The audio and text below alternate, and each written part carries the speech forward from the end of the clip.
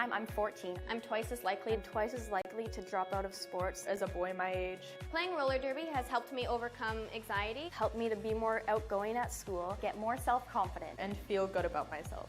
and Girls on Track wants to help more girls like me have a chance to succeed. by improving access to junior roller derby.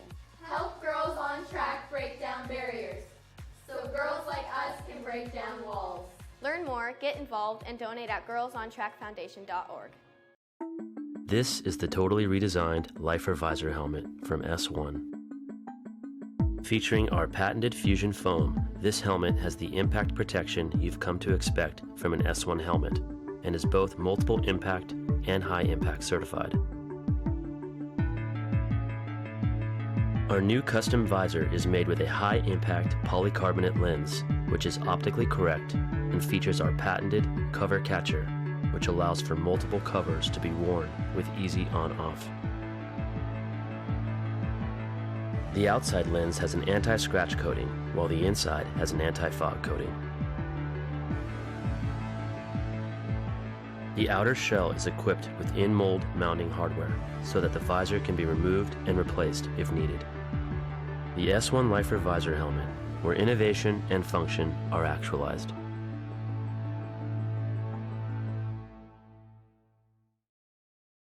Sometimes your feet slide around in your skates. They can be packed out from years of love, or maybe they just never fit right from the beginning. Either way, it can adversely affect your agility, edgework, and toe-stop skill. Don't let foot slippage mess with your game. Check out Bruce skate straps. They wrap around your boot and plate to keep your feet snug so you can be better. They are lightweight, easy to strap on, and they look pretty good too. Skate straps are available in tons of colors and patterns. Check them out on Etsy or brucedsn.com.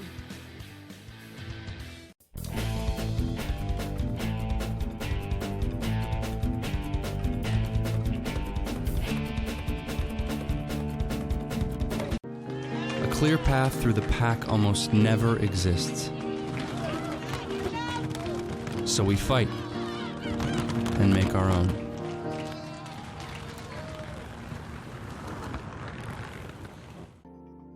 The Halo features an incredibly innovative hub. The edges of the hub are oversized. This means less urethane on the edge, so compact plows and precise edge work are much easier. The middle of the hub has a drop center for more urethane, which provides grip. You aren't going to find this combination of easy access to edging and grip in any other wheel. At first, you thought it was all about the bout fit and the attitude, but then you got hooked, and now you love this thing and you can't get enough. But you know what it feels like to struggle with a skill or not get rostered or have your lungs explode in your chest in that goddamn labs test, and you can't wait to finally start kicking some ass out there like you know you can. Let's start with a free workout program. Build your fitness minimum skills to help make everything on skates feel easier. It's free, it's called Basics Builder, and you can get it right now at rollerderbyathletics.com.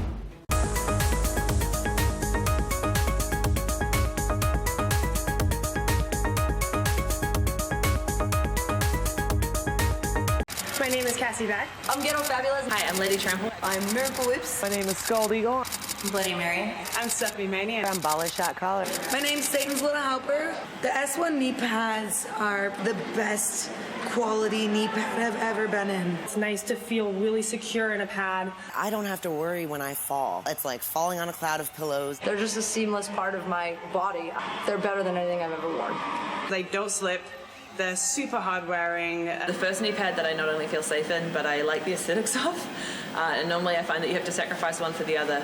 The S1 knee pads are my favorite knee pads that I've ever owned. I haven't ever experienced anything like it. I now have more room for my crossovers. It's a game changer for me. I gotta say, they're hands down my favorite knee pads I've worn thus far. My name is Satan, and S1. S1. S1. S1. S1. S1. S1. S1. S1 is part of my uniform.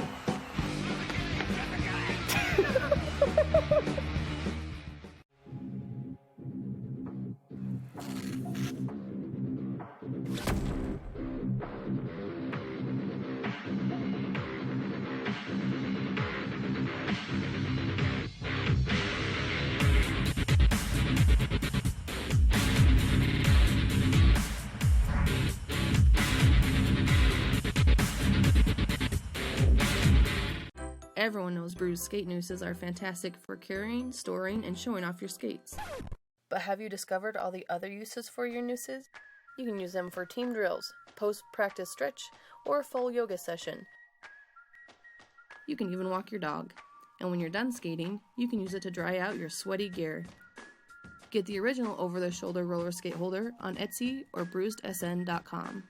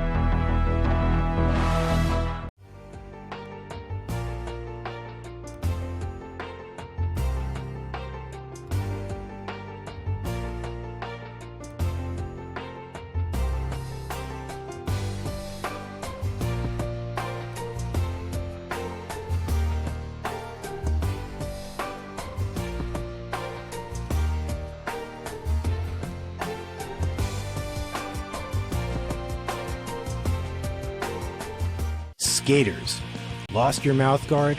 Time for an upgrade? Hit this.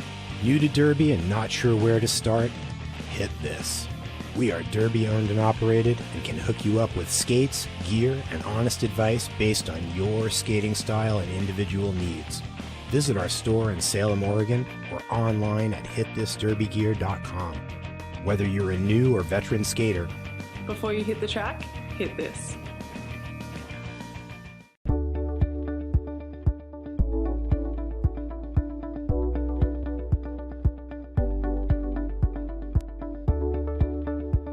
Derby Days is meant to be super challenging. 3 different focuses, so one focused on jamming, one focused on blocking, and one focused on the strategies that we use as a team. Getting to play at a higher level and then getting to put that all together into scrimmage every day. I felt like I could ask questions about drills while we were doing them. I flew 2,000 miles to go to Derby Days last year. You should totally go to Derby Days. It's a lot of fun, and they're all super supportive. So even as a totally new person who's only been skating a couple months, I really got a lot out of it.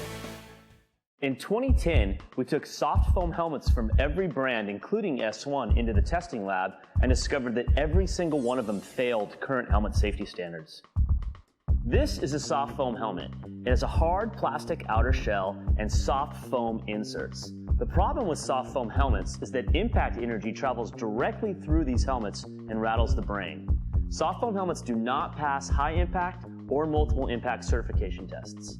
After learning this information, we set out to make a better, safer helmet. What we created was the S1 Lifer helmet with fusion foam. We make fusion foam by blending low, medium, and high density beads together to make our impact reducing inner foam mold. The inner foam mold is what does all the impact dispersion in the S1 Lifer helmet. We batch test every production run of helmets to ensure the quality and consistency of every S1 Lifer helmet made. Get a Lifer, be a Lifer.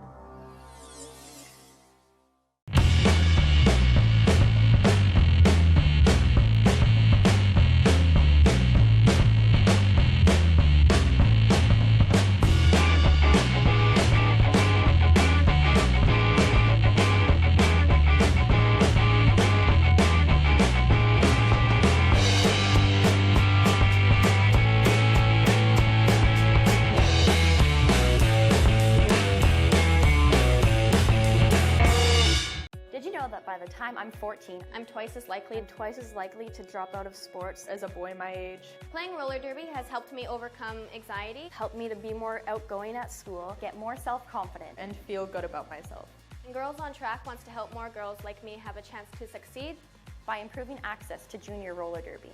Help girls on track break down barriers so girls like us can break down walls.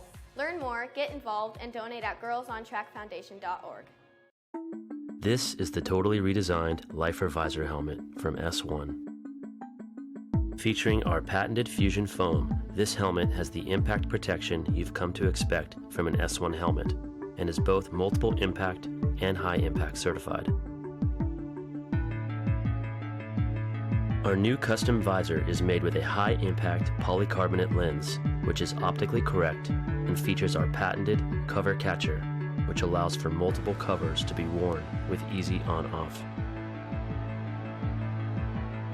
The outside lens has an anti-scratch coating, while the inside has an anti-fog coating. The outer shell is equipped with in-mold mounting hardware so that the visor can be removed and replaced if needed. The S1 Lifer Visor helmet, where innovation and function are actualized.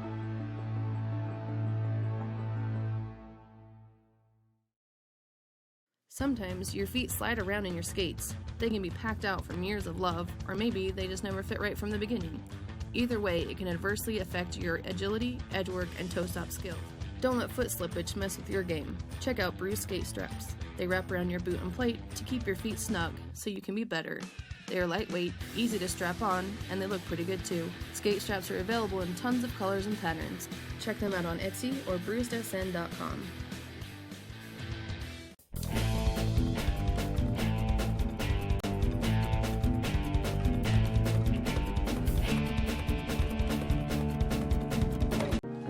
A clear path through the pack almost never exists. So we fight and make our own.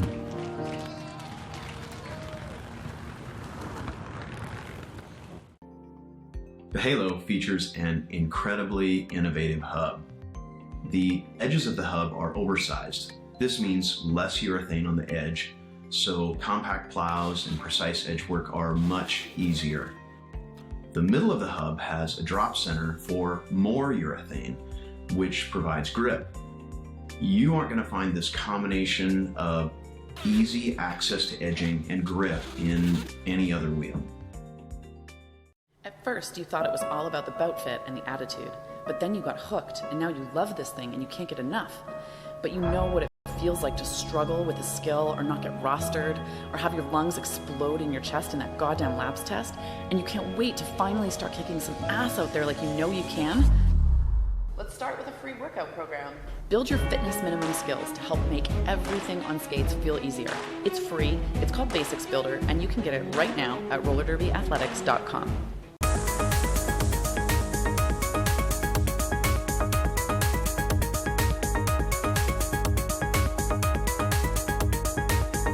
My name is Cassie Beck. I'm Ghetto Fabulous. Hi, I'm Lady Trample. I'm Miracle Whips. My name is Scald Eagle. I'm Bloody Mary. I'm Stephanie Mania. I'm Baller Shot Collar. My name's Satan's Little Helper. The S1 knee pads are the best quality knee pad I've ever been in. It's nice to feel really secure in a pad. I don't have to worry when I fall. It's like falling on a cloud of pillows. They're just a seamless part of my body. They're better than anything I've ever worn. They don't slip. They're super hard wearing. The first knee pad that I not only feel safe in, but I like the aesthetics of. And normally I find that you have to sacrifice one for the other. The S1 knee pads are my favorite knee pads that I've ever owned. I haven't ever experienced anything like it. I now have more room for my crossovers. It's a game changer for me. I gotta say, they're hands down my favorite knee pads I've worn thus far. My name is Satan, and S1. S1. S1. S1. S1. S1. S1. S1. S1 is part of my uniform.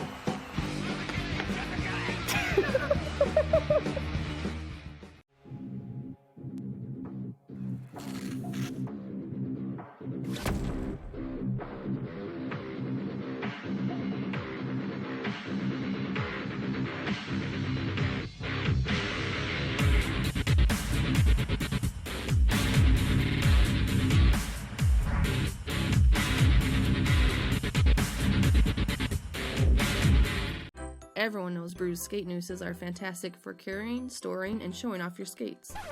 But have you discovered all the other uses for your nooses? You can use them for team drills, post-practice stretch, or a full yoga session.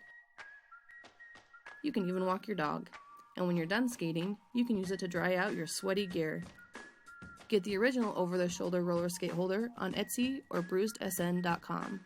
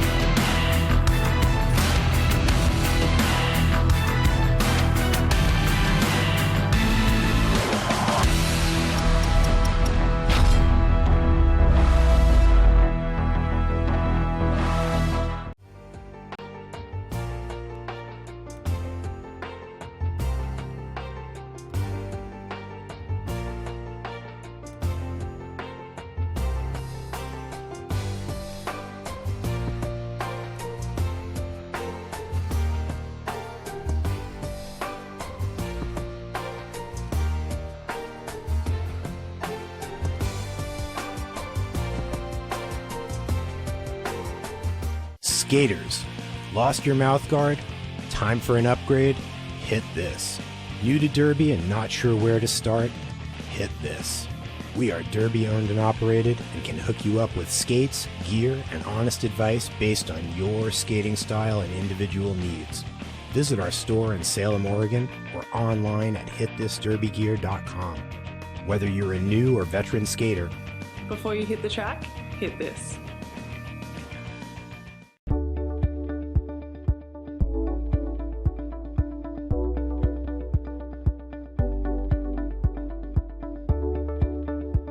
Derby Days is meant to be super challenging. 3 different focuses, so one focused on jamming, one focused on blocking, and one focused on the strategies that we use as a team. Getting to play at a higher level and then getting to put that all together into scrimmage every day. I felt like I could ask questions about drills while we were doing them. I flew 2,000 miles to go to Derby Days last year. You should totally go to Derby Days. It's a lot of fun, and they're all super supportive. So even as a totally new person who only been skating a couple months, I really got a lot out of it. In 2010, we took soft foam helmets from every brand, including S1, into the testing lab and discovered that every single one of them failed current helmet safety standards. This is a soft foam helmet.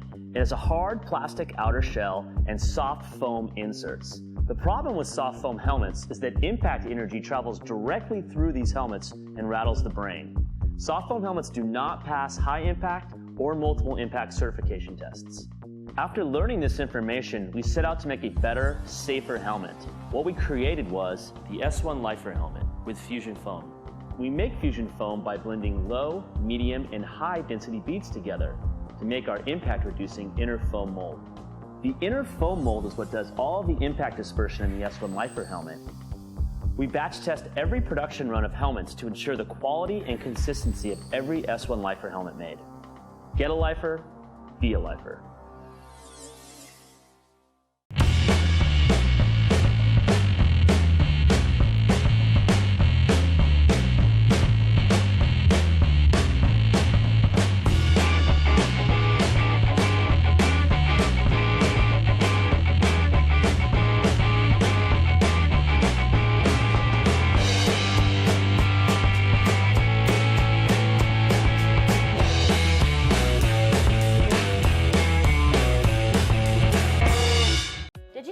the time I'm 14, I'm twice as likely to drop out of sports as a boy my age. Playing roller derby has helped me overcome anxiety, Helped me to be more outgoing at school, get more self-confident, And feel good about myself. and Girls on Track wants to help more girls like me have a chance to succeed. by improving access to junior roller derby. Help Girls on Track break down barriers so girls like us can break down walls. Learn more, get involved, and donate at girlsontrackfoundation.org.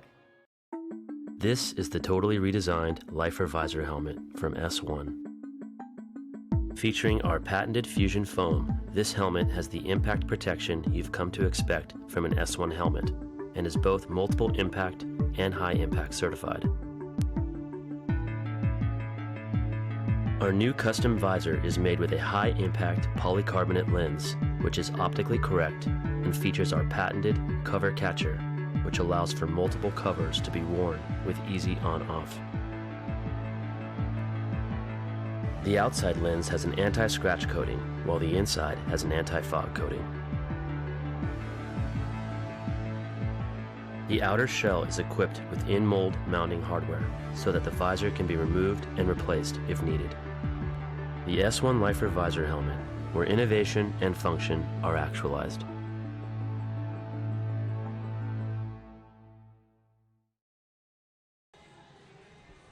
Hello and welcome back to continuing Big O tournament coverage here in lovely Eugene, Oregon.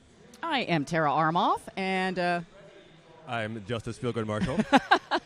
and we are here to bring to you one of the fun games of the day, Denver versus Angel City, number 5 versus number 7? Correct. Oh, I knew that off the top of my head. This is so exciting. Okay, Angel City in the white. I'm going to do the roster read off real quick. We have 101, Ima Blobaya, 166, Jane Wilkins, 2, Juana Tees, 22, Catch Mikachu, 3, Soledad, 33, Lacey Knight, 422, Low, 507, Rachel Rotten, 5150, Darby Dagger, 5354, Checker, 617, Ghetto Fabulez, 666, Satan's Little Helper, team captain number 88, Tui Lion, and number 94, Octane Jane. Over on the Denver side, we've got number 22, Guypen, number 151, Cotton, number 28, Barrett, number 3, Angel, number 33, Klein, number 37, Garton, number 4, Davidson, number 42, Blackman, number 50, Scald Eagle, number 501, AP Leisure, number 505, Worzbinski, number 8, Braun Swanson, and number 831, S.H. Long, and number 99, the captain, Akers. Notably, Stacy Wilhelm not rostered for this game. She was one of Denver's primary jammers in the previous 2 games, but sitting for this one. That is an interesting... That's very interesting, Yeah. because Wilhelm is, like, she's so regular in the Denver Jammer rotation and is fast, wily, and all that other good stuff. Of course, Denver does have a deep bench to draw from when it comes to jammers these days. Yeah. The last time these two teams met was in April of last year, and Angel City came out on top 214-81. Now, that's not always been the case. Sure. Like, these teams have played many, many times before. Absolutely. And it used to be that Denver would give a spanking to Angel City quite a few times, but that trend has reversed in recent years. And just for chuckles, we'll give you some of the scores of these teams for the weekend. Denver played Rose City and lost 222-154. And then Denver lost to Texas 195-162. Angel City played arch rival and won 212-112. And then Angel City versus Victoria last night, they lost 188-111. That's right. So far this weekend, Scald Eagle, the leading scorer for Denver so far with 126 points on the weekend. Lindsey Guypen with 79. Wilhelm, again, not rostered, with 74 today. And Klein with 30. For Angel City, we only have the stats from last night's game against Victorian. They were led by Satan's Little Helper with 42, followed by Ghetto Fabulez with 36, Darby Dagger with 16, and Catch Mikachu with 13. Speaking of Satan's Little Helper, she is on the jammer line. She is joined by Guypen, Denver in the blue, Angel City in the white. Guypen, a transfer 2 years ago from Rocky Mountain, where all the girls used to play as Phantom Menace, so she's a long-term player. Now have joined Denver for her third season starting. I expect this one to be a very hard-hitting game. Angel City known for their powerful defense. Denver no slouches themselves when it comes to hard hits. Guypen coming through on the outside line, able to waterfall through to pick up lead jammer for Denver. Satan's little helper, though, also out on her initial pass. Guypen taking that inside line, meeting Lacey Knight. Getting a big hit by Octane Jane, but she comes through, picking up 3 points for Denver. So Denver getting on the board first. During that jam, we saw Tui go to the box for Angel City pretty early, so Denver will have a 4-3 pack advantage to start this next one with Scald Eagle coming to the line for Denver. With a jammer who's obscured behind a whole lot of people right now. I was going to say, we're on the other side of the jammer start line. Oh, that's Darby Dagger, number 5150 for the ladies from Los Angeles. Very slow start here. Everyone packed in on the jammer line as neither jammer having a lot of daylight to start here. Look at that tight scrum going on right there. Nice recycling by both back. And again, that outside edge being taken by Scald Eagle. She gets out and gets lead. Darby Dagger, though, also out on her initial pass. Like what Angel's doing right here. They're running to the front, making sure that they're not going to be the first available points, and now Scald Eagle has to decide. And Denver managed to get back in there, and Scald Eagle gets in for just 1 point. Good awareness from both packs right there, realizing did not want to be trailing during that approach. I liked how Angel City ran the pack faster, maintained their wall. I also liked how Denver came in and just waterfalled through to break up that wall. It's like excellent work from both teams on that jam. Quick update on the score. That was 2 apparently scored by Scald Eagle there, so Denver moves their advantage to 4-0.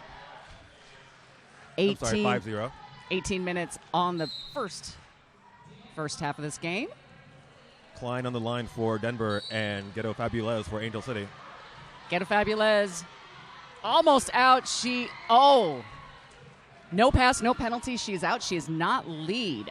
So Klein still able to get lead. Well, no, she can't. She has removed the star. So we will have a full 2 minutes here. Ghetto Fabulez already round on a scoring pass. She squeaks by on that inside line. That is 5 points for Angel City. Tie game for the moment now. Most likely about to change here as Ghetto Fabulez comes around and puts Angel City in front for the moment. We have our first star pass of the game. Denver passing it off. So Angel's going to keep this one running, interestingly, as they had 1 Denver blocker in the box. So they're going to attempt to run it on Blackman here, who is the pivot turn to jammer. Ghetto Fabulez twirls around, gets knocked to the infield, but she doesn't have to reset because I think that was Klein that tried to take her out, also went out of bounds. And now Blackman going to go around again, so Angel City's going to keep trying to get the advantage on this jam. Blackman trying to use Braun Swanson as a safety there to get through. However, she does get caught up. Soledad on her way to the penalty box for Angel City. Did not see the call because it's on the other side of the track. And Blackman doing well, able to get out once again. This is a pivot turn to jammer, not the original jammer from this start. And now Ghetto Fabulez in danger of being equalized here. Blackman tries to go over the apex, denied by Tui. Ghetto Fabulez facing her own troubles on that outside line, trying to get around Akers. She finally makes it through. It's another scoring pass for Angel City. You know, I just realized why she's not calling it off, because she legally can't. there was no pass, no penalty. Yeah. My apologies, forgot about that part. That's right. You think she's just waiting for something. No, she's just waiting for the 2 minutes to end. That's what she's waiting for. I see Checker on her way to the penalty box, I think, for a back block call. So that's our first lead change of the game, and a big one, and it goes, or we ended a 21-16 score favoring Angel City after that full-length jam. Oh, we see Blackman sitting in the penalty box as well.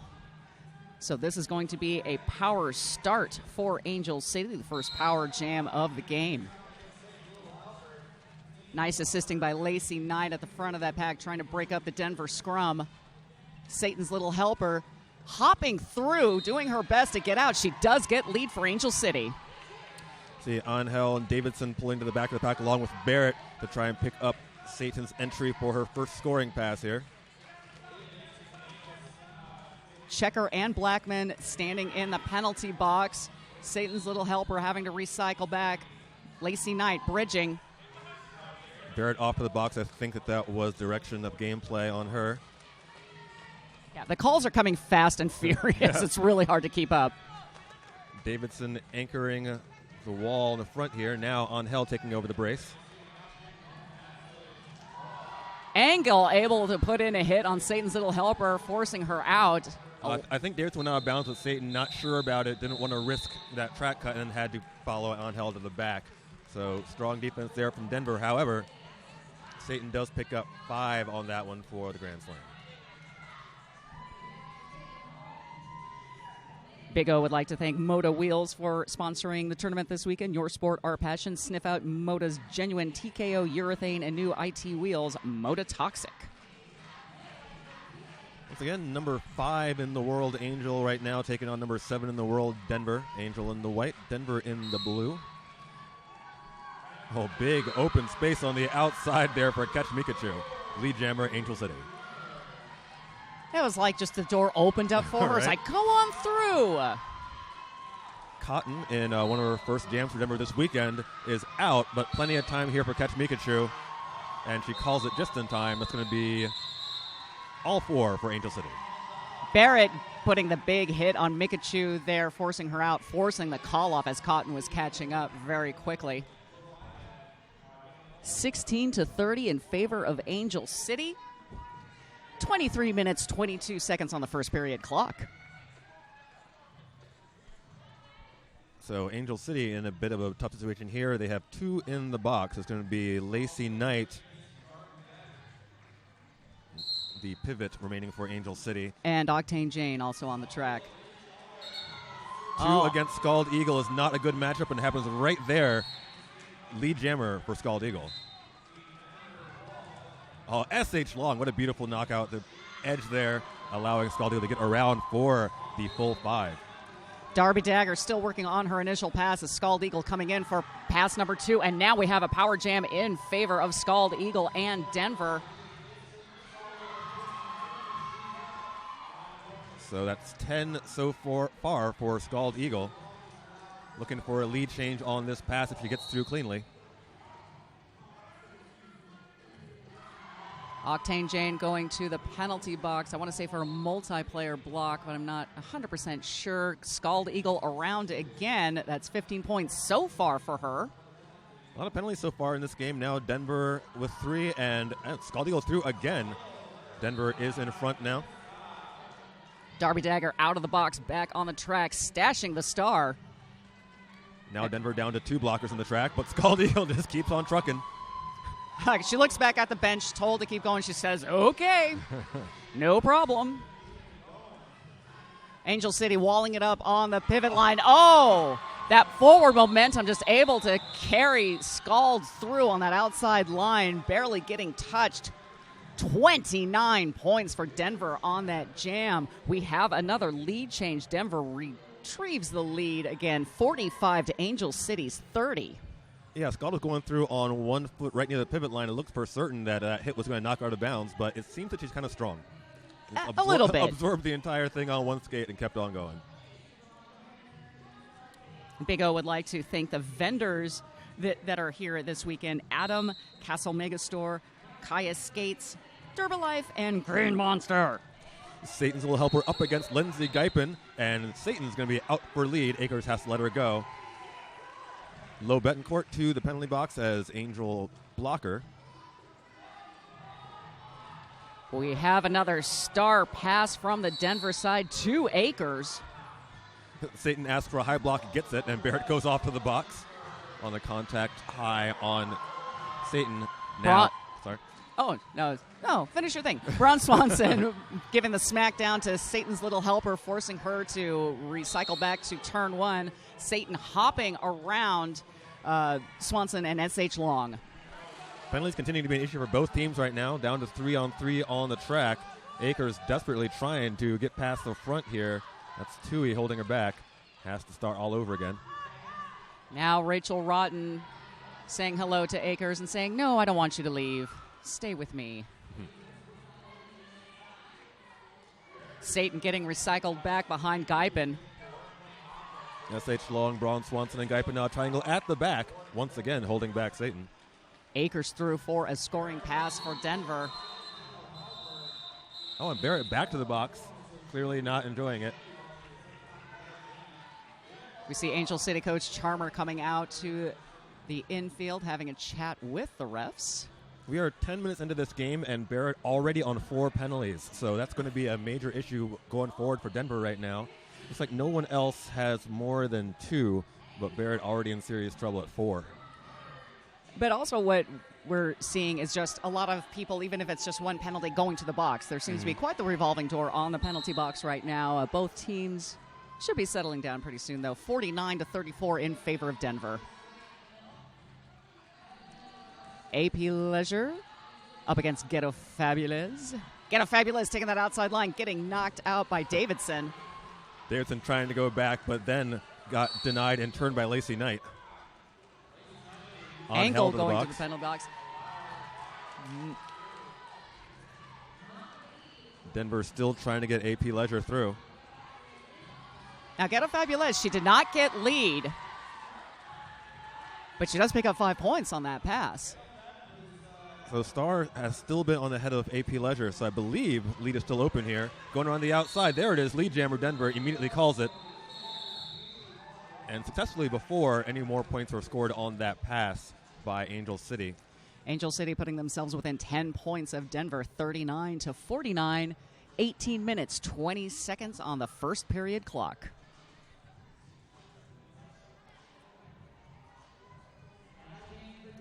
If you want to get your tweets noticed and hashtag for the Big O, please use the hashtag BigO2017. And you can check out the Big O feed on Instagram at Big O's social media. The lead jammer status, it is Catch Mikachu for Angel City. Cotton still stuck in the pack for Denver. Cotton thought she was going to get daylight, but then meets Checker and Soledad, and now Jane Wilkins recycling. Oh, Jane Wilkins doing the little bump out, forcing her back. Soledad tried to go back, but Tracy Akers was in her way, and now we've got a power jam as Catch Mikachu has been sent to the penalty box on the back block. This is the second power jam opportunity given to Denver so far in the game.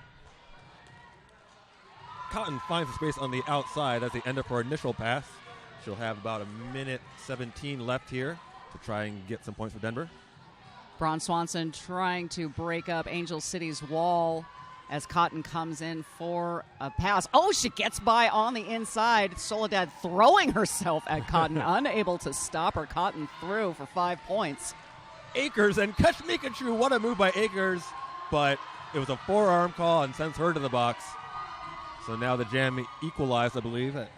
Oh, well, no, Denver has a 1-point advantage here, 5-4, but it's going to change right here. Catch Mikachu practically ducking under the Denver defense. But now she meets a tripod of death in the front, braced by Swanson.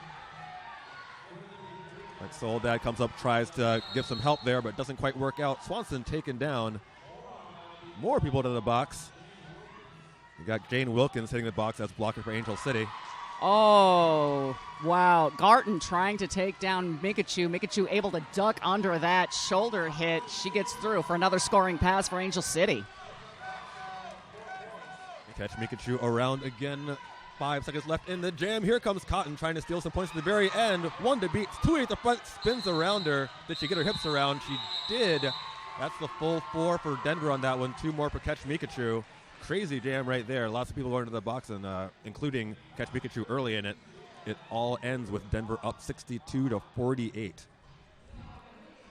So that was a 9-point jam for Angel City, 13 points for Denver, with 15 minutes, 35 seconds on the first period clock.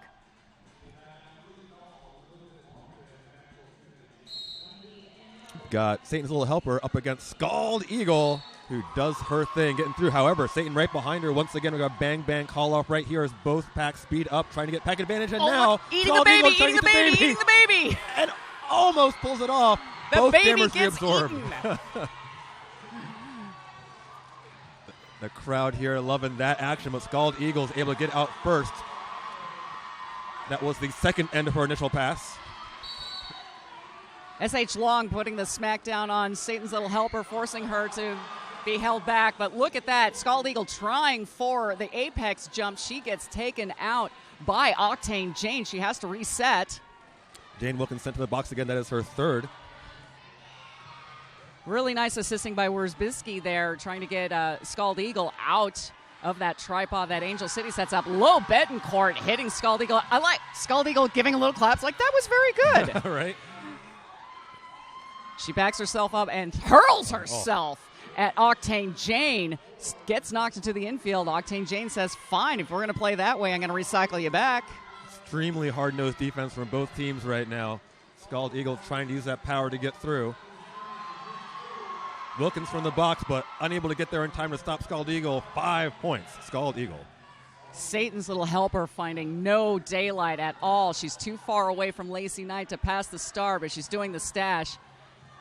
Scald Eagle in the middle of things, getting leaning on Low Betancourt, able to get through. That's another scoring pass for Denver.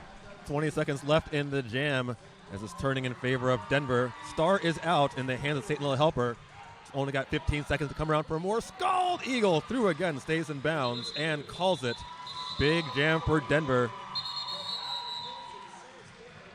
14 points scored by Scald Eagle and Denver on that jam. Nothing for Angel City. Angel City stalled at 48 points to Denver's 76. We have 13 minutes, 35 seconds on the clock. We have a timeout being called. It is a team timeout being called by Angel City. Very smart time for them to do it. I think they really need to get back together, regather, regroup, and think about things and talk about things. Yeah, I agree entirely. I think most people in this game, obviously they're very closely ranked, Angel and Denver are, but Angel putting up the best performance of the weekend so far against Victorian. So Denver right now playing a little bit above their ranking, leading at number 5, Angel City 76-48 right now, and doing so again without Stacey Wilhelm, who is not rostered for this bout. Cotton in her first jams of the weekend for Denver in this one. That's right. I think Angel City had hoped to use Chicago Lightning this weekend because she's been rostered on both the Rocket Queens, the B team, and the A team, and she got her nose broken yesterday. So that ended any further skating for her for the weekend, and that is why we don't see Chicago Lightning out there. Or I assume that's why we're not seeing. I'm just saying, just throwing it out there. Nothing less fun than taking a high block with a broken nose. No bueno. Back to the action. Darby Dagger up against Klein. Oh, Klein getting a big hit by Checker. Forearm being called on Checker. Darby Dagger out and lead for Angel City. Blackman has to come way back after trying to hold back Darby Dagger. Around the outside is Klein. She is free and clear. However, already scoring is Darby Dagger. Darby Dagger being flattened to the ground by Akers. Picks up 3 points in the process, but shuts out Denver on that jam. 51-76 in favor of Denver. Just under 13 minutes in the first period. Lindsay Geipman is going to come back to the line for Denver Roller Derby against Ghetto Fabulez for Angel City. One in the box for Angel City, that is Checker. Denver starting out bracing. Got a partnership brace and nice opening up on the inside. Yeah, that was Davidson with a nice clearing block that sprung Geipman for a quick lead jam status. Angel City trying to regroup their roll. Oh, the outside left open. Ghetto Fabulez getting hit by Davidson again. And now at the back, Geipman is scoring, but in danger of being caught up to here by Ghetto Fabulez. Calls it in time, picks up all 4. So Denver keeps rolling. They're going to move their total to 80-51 with about 12 minutes left to play in the first half. The Big O would like to thank Harmony Medical for being on duty all weekend with their EMTs on all all of the tracks, trackside. Thank you so much. And I would like to thank the people who have been feeding the volunteers and the officials in the back room. We have been well taken care of all weekend long. So whoever's been cooking food for us, we love you. Yeah, Thank you so much. Hospitality on point out here. Right now, back on action, it is Satan's Little Helper versus Cotton, and it is Cotton with a track cut, power jam, Satan's Little Helper. This is a second power jam for Angel City. Satan's Little Helper fighting on her own, trying to get out of the way of Braun Swanson. Akers and Blackman also up there. Finally able to bust through is Satan's Little Helper with lead jammer. Angel City making sure that the pack is at a standstill, giving all kinds of fun hand signals to Satan's Little Helper. Satan's Little Helper comes up on Swanson, and now the attack comes from Angel City and opens up that inside line. Satan's Little Helper through for a scoring pass. Akers was sent to the box during the previous pass, so now Denver down to 4-on-3 in the pack. Cotton back on the track. Soledad up to play some offense at the top of the turn here. Gets Satan's through for another 5 points. Cotton getting hit out by Tui Lion in the back, and now she tries to reset. Tui Lion comes back to her teammates, and they are preventing Cotton from going too far forward. Satan's Little Helper, meanwhile, also getting knocked to the infield. She gets caught up in the pack as Cotton is let go. Blackman runs out of space, has to let Satan go. Satan looks back at her bench, gets a signal, calls it off. That's going to be a total of... we're seeing 10-0 on our scoreboard right here. Yes, and 10 points for Angel City. No, 14 points for there Angel it is. City. I was wondering where this last score. There we go. 65-80 in favor of Denver. 9 minutes, 45 seconds on the first period clock. Impressively tight game so far. The mild underdogs, Denver, leading Angel City right now. On the jammer line, AP Leisure going up against Catch Mikachu. Front of the pack is being braced by Wierzbinski. First game of the weekend for Denver's Wierzbinski. Now S.H. Long in the front trying to hold back Catch Pikachu. And she cuts... I'm sorry. She skated out of bounds. Either way, that's a power jam for Denver and AP Leisure.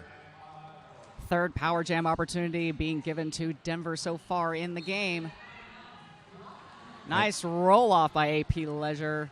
Second time in the game we've seen a jammer remove the star thinking the other team had lead, but not the case, and therefore we're going to go the full 2 minutes on this one. Nice attack by Davidson on the outside, and from Wierzbinski.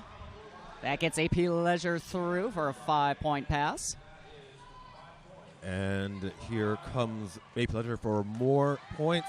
Denver sets a triangle in the back. S.H. Long, Wierzbinski, and Angel. Catch Mikachu trying to get through that and trying to duck under, but Angel matching her moves. S.H. Long off to the box on her second, I believe. Lacey Knight going to the penalty box, apparently for the first time this game.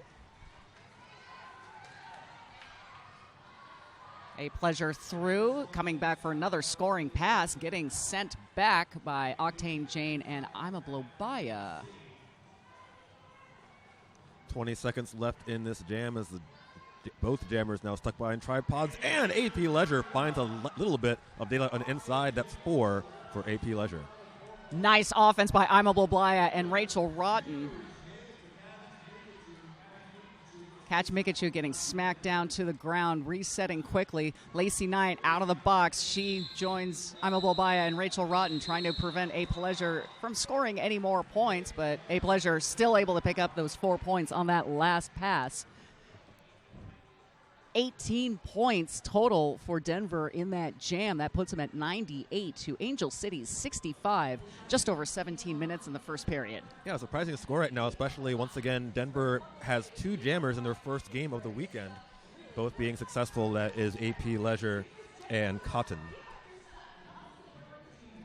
This time we've got Scald Eagle for Denver up against Darby Dagger for Angel City. Imma Blaya starting in the penalty box, so Angel City down 1 in the pack as Scald Eagle gets hit to the outside and gets recycled back. Darby Dagger fighting a triangle in front, being braced by Blackman. Oh, Darby Dagger almost through. Blackman matching her move for move, forcing her out. And now we have a power jam in favor of Angel City. Darby Dagger trying to make something out of it, but is going to lose a lot of time going all the way to the back. Blackman also has to go way back to get back in bounds, and now Swanson has to come back, let Darby Dagger go, along with Garton. Yes. Scald Eagle standing in the penalty box. Darby Dagger attempts to come through, taking the friendly side, getting caught up by Swanson and Blackman. Tui forcing Scald Eagle out. Scald Eagle comes in front of Soledad, gets through. That is the end of her initial pass. Now Darby Dagger is likely, she's going to try and get her blocker out of the box. Scald Eagle takes advantage, and Darby calls it just a moment too late there. 5 points for Scald Eagle. Yeah, you really got to watch the timing when you're up against someone like Scald Eagle who can just jump half the track, apparently. 5 points for each team in that jam. Denver breaking the century mark, 103. Angel City, 70. 5 minutes, 20 seconds in the first period. Ghetto Fabulez for Angel City up against Lindsay Guypen for Denver Roller Derby. The penalty box momentarily empty. We'll see how long that lasts. Cautious beginning to this jam, and then Guypen explodes out on the outside line. Yeah, Guypen having one of her best weekends ever for Denver right now.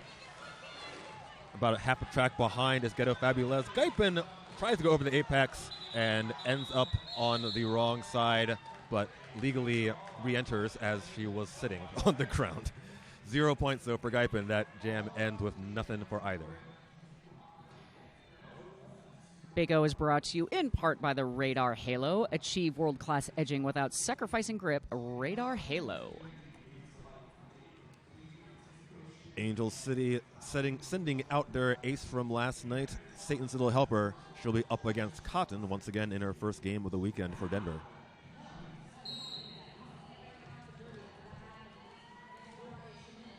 Satan's Little Helper already through the back of the pack, coming up on a tripod of Denver in the front. Cotton trying to maneuver to that inside line. Akers coming in to assist. Satan's Little Helper now bursting through the front, barely staying in bounds, getting around Blackman. Blackman runs out of space, has to come all the way back. Satan's Little Helper is lead. And has a big lane on the outside. Denver can't quite close the gap in time. And that's a grand slam for Satan's Little Helper. That was a great shimmy that Satan's Little Helper did. It's like, am I going to stay where I am or am I going to go somewhere else? And just as Satan picks up another 5, it's going to be a power jam as Cotton cut the track. So Angel with a chance to rally here. Everybody down here in between turns 1 and 2. Yeah, everyone falling down here between turns 1 and 2. Satan's Little Helper has 1 to beat. That was Blackman. Blackman comes back once again. And now Angel City, 15 points on the jam so far as Satan tries to get Angel City within 13 with a clean pass here. Akers putting all of her side right now on Satan's Little Helper as Cotton has returned from the penalty box. Got about 30 seconds left in the jam. Satan is through again. That's another 5. 20 points on the jam so far for Satan's Little Helper. 103 Denver, 90 Angel City. And another track cut on Cotton. A double power jam for Angel City. Blackman also off to the box here on out-of-play engagement. She was about 30 miles ahead of the pack. You can't block from there. You can't? You cannot. Oh. And Satan killing it in this jam. 25 so far. And it ends with Denver still with the jammer in the box. Potentially a game swinging jam right there from Satan's Little Helper. Yeah, 25 points. A significant jam for Satan's Little Helper. That puts Angel City within close range. They're at 95 to Denver's 103. Big O would like to thank Velvet Thunder Sound Services for their equipment this weekend, so we can all be heard above the yelling and screaming that's going on in the crowd. And back at it, Darby Dagger versus Cotton. This is a power start. Denver has led for the last 20 minutes, but right now it's going to be Darby Dagger trying to get that lead back in Angel City hands to close out the half here. S.H. Long meeting Darby Dagger in the back. Darby Dagger taking that outside line. She does get a scoring pass. So that's going to make it a one-pass game right now with Cotton stuck on her initial. This could be the lead change right here. Here comes Darby Dagger. Blackman also out of the penalty box, going up to mess with that Angel City defense offense. Oh, it's definitely defense. Davidson, Barrett, S.H. Long, and Blackman out there. As the defense for Denver, as Cotton is dumped on the outside of turn 4, has to go all the way back. Still going back. She has to reset behind Lacey Knight. Now Angel City moves their defensive wall to the back. Cotton pushing them forward. Darby Dagger through. Another 4 points. That is the lead change right there. 104 Angel City, 103 Denver. Chaos over there in turn 3. Big pile up in turn 3. And that's a back block, so the power jam advantage now flips to Denver, but they may have enough time to get back in the lead here. And we have a star pass to Blackman. This is the third star pass that Denver has done. The period time going to expire right about now. We still got about 15 seconds left in the jam itself, as Denver trying to take a lead into the half. Oh, nice attempt by Blackman to jump through that defense. Oh, lands on her face, and Tui Lyon says, well, hello there. And let's see what they got. It's going to be a very close score at the end of this jam. 5 for Denver. I think we saw a penalty at the very end of that, but I'm not sure if it was on Tui or on Blackman. It was on Tui, so Tui will start the next jam, or start the next half in the penalty box along with her jammer, Darby Dagger. Our new score, 108 Denver, Angel City 104. So Angel City led for about 15 seconds of that jam, but Denver pulling it back in time. Okay, so we are at the halftime, but we want to tell everyone about the Team USA versus MVP rosters. So we're going to read one now and then one when we come back. So we're going to read the men's roster. This is the MVP roster that will be playing, at 6:30? I don't even know. It's been a long weekend, folks. From Lane County, Tim Buckyu. New York Shock Exchange has Wolverine, Vancouver Murder, Mr. Testosterone, and Walker. Victoria men's team, Mosh Pit, Nojitsu. Chinook has Razor, Wheels of Mayhem, Fast Wolf. Another Shock Exchange player. Of course, they don't list them all at once. Carl LeFou. Zimmer, Dr. Manhattan, Double XL, B Shirts, Stark, Rice Ball, Cosmo Damage, Monster Jam, Screech Around, Dr. B, Just Incredible, Munster, Shreddy Mercury, and Mamba. So that is the men's MVPs that will be playing the men's Team USA at 8 p.m. Thank you, Justice, for telling me that. And when we come back from halftime, I will give you the women's roster. So we're going to take ourselves a little 8-minute break, and we'll be back then. So yeah, come back a minute early, and we're good.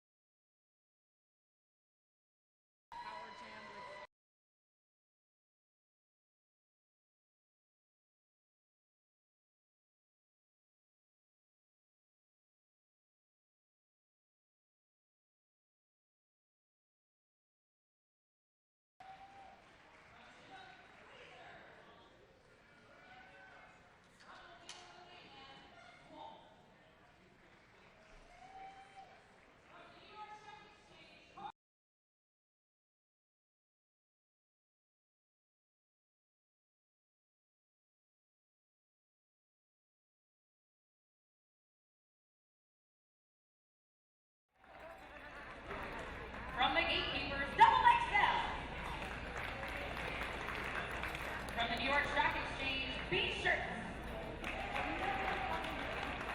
From Puget Sound, start. From Chinook, rice ball.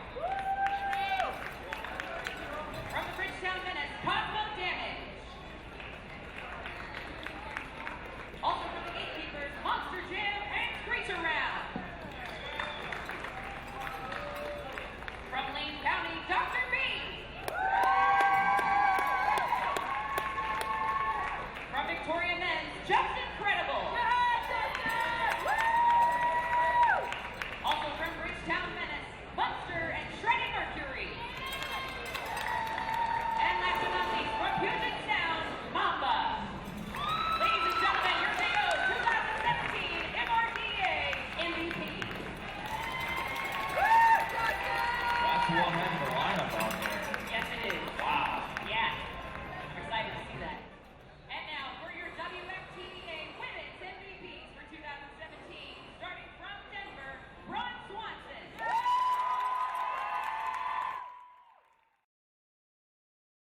Sometimes your feet slide around in your skates. They can be packed out from years of love, or maybe they just never fit right from the beginning. Either way, it can adversely affect your agility, edge work, and toe stop skills. Don't let foot slippage mess with your game. Check out Bruce skate straps. They wrap around your boot and plate to keep your feet snug so you can be better. They are lightweight, easy to strap on, and they look pretty good too. Skate straps are available in tons of colors and patterns. Check them out on Etsy or bruisedsn.com.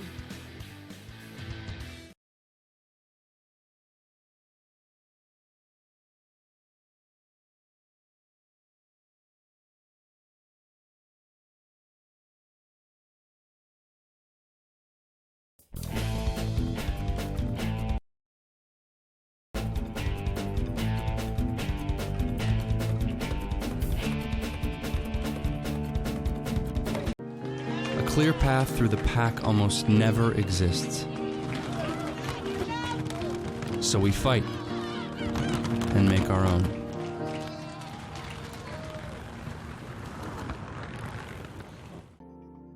The Halo features an incredibly innovative hub.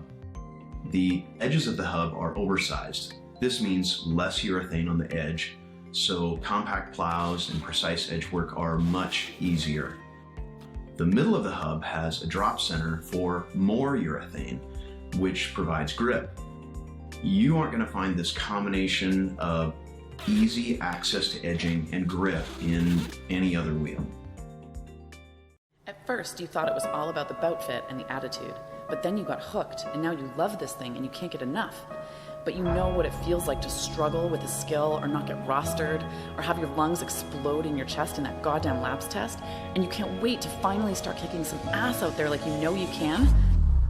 Let's start with a free workout program. Build your fitness minimum skills to help make everything on skates feel easier. It's free, it's called Basics Builder, and you can get it right now at rollerderbyathletics.com.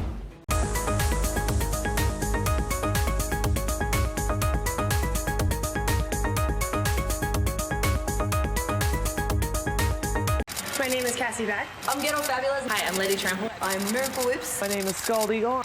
I'm Bloody Mary. I'm Stephanie Mania. I'm Baller Shot Collar. My name's Satan's Little Helper. The S1 knee pads are the best quality knee pad I've ever been in. It's nice to feel really secure in a pad. I don't have to worry when I fall. It's like falling on a cloud of pillows. They're just a seamless part of my body.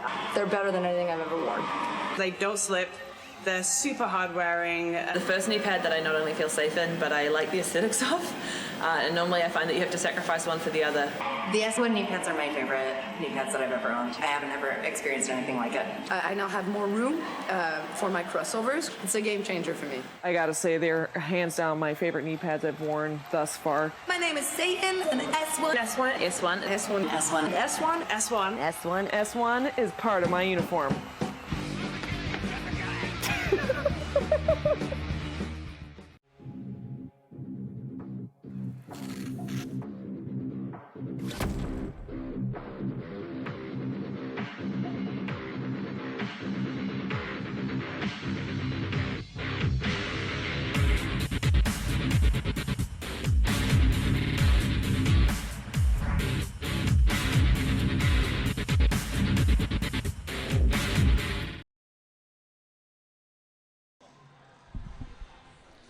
And we are back from halftime. That was quick. Hello. I'm Tara Armoff. I'm Justice Feelgood Marshall. And as promised for the feed, I have the list of the MVP team that will go up against the Team USA team for the women's game, which should be at around 8:40 tonight, but it's going to run late, I can tell already.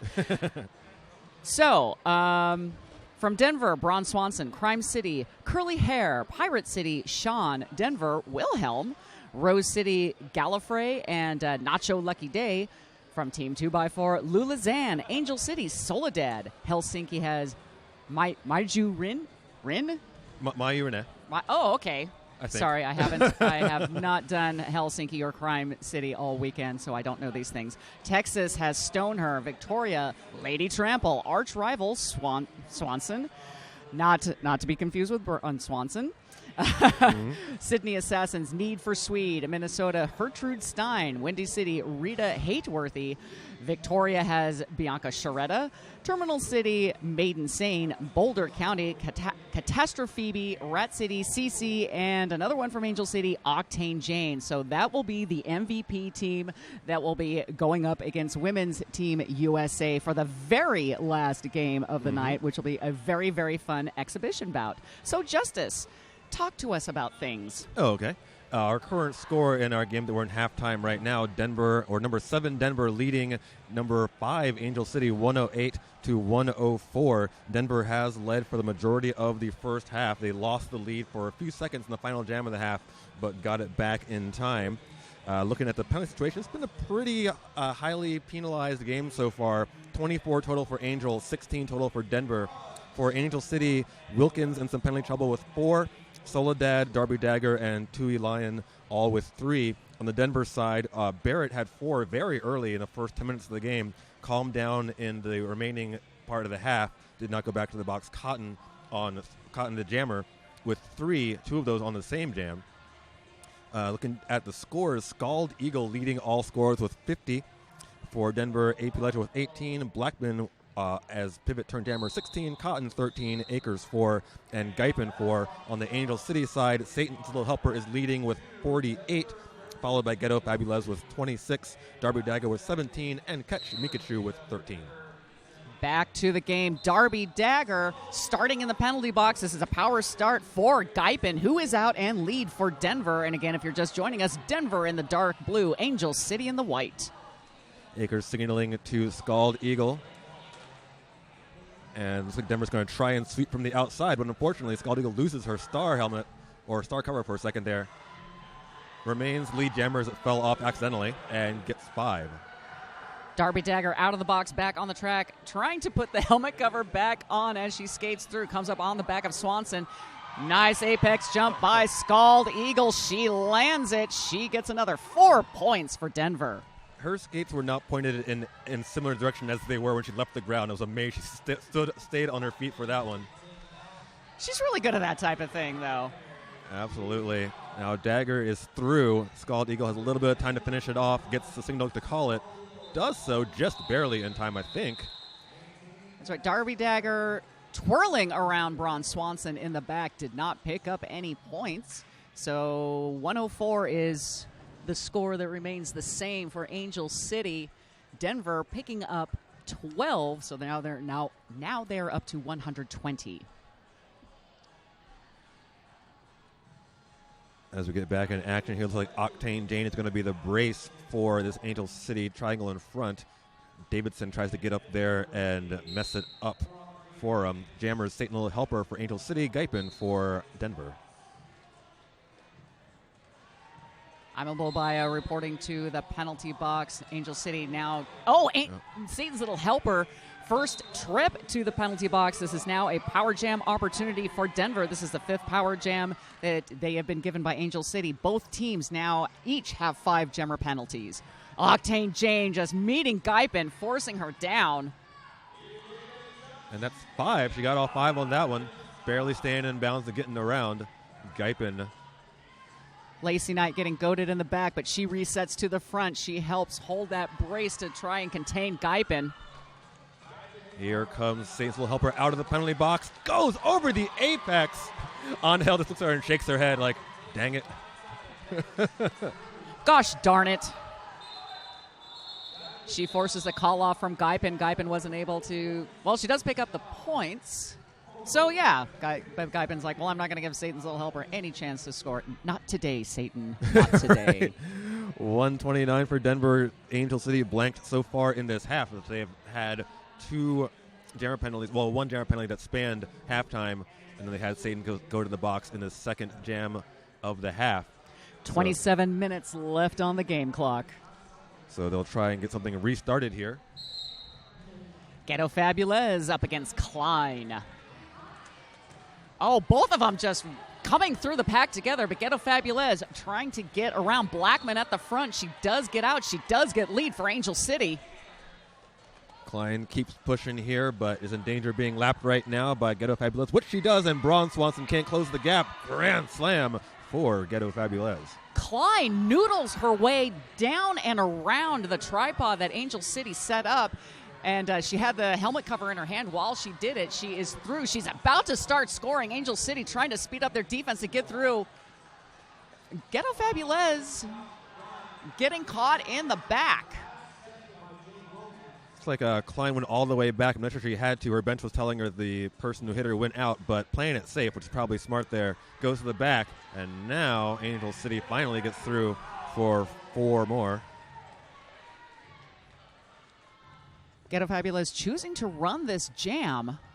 It looked like Klein was going to overtake her, except for that hit at the very end that forced her all the way back. So Klein, I believe, has scored all 4, but now has to get through again. Meanwhile, Ghetto Fabulez trying to add to her total of 9 points right now. Interesting strategy. Shows a lot of trust on the Angel City side that they would hold Klein, and as I say that, Klein makes it out for a scoring pass, and Ghetto Fabulez says, well, fine, I'm going to call it off after getting 2 more points. So that is a 12-point jam for Angel City. They're now up to 116. 4 points scored by Denver, so they're at 133. 25 minutes, 19 seconds on the game clock. Those are Angel City's first points of the half. Big O would like to thank DJ Agent Meow for playing all of the awesome tunes for the games this weekend. He and his DJ crew have been just killing it on track 1 all weekend long. Thank you, Meow. Back on the track, Catch Mikachu jamming for Angel City against Cotton. Catch Mikachu meeting a Denver duo in front. Engel bridging for Denver right now. Angel City holding back Cotton by the pivot line. Catch Mikachu just finding no mercy. Soledad going into bowling ball or wreck ball that wall, but the tripod reforms in front of Catch Mikachu coming out of turn 2. Rachel Rotten, Soledad, Lacey Knight, and Octane Jane all over Cotton right now. Davidson tries to come back and pop her out, but instead she gets popped out of bounds right there by Octane Jane. She has to reset behind Lacey Knight. Angel City reforms at the back of the pack. Nice assistant by Davidson. A minute into this jam, still no lead jammer.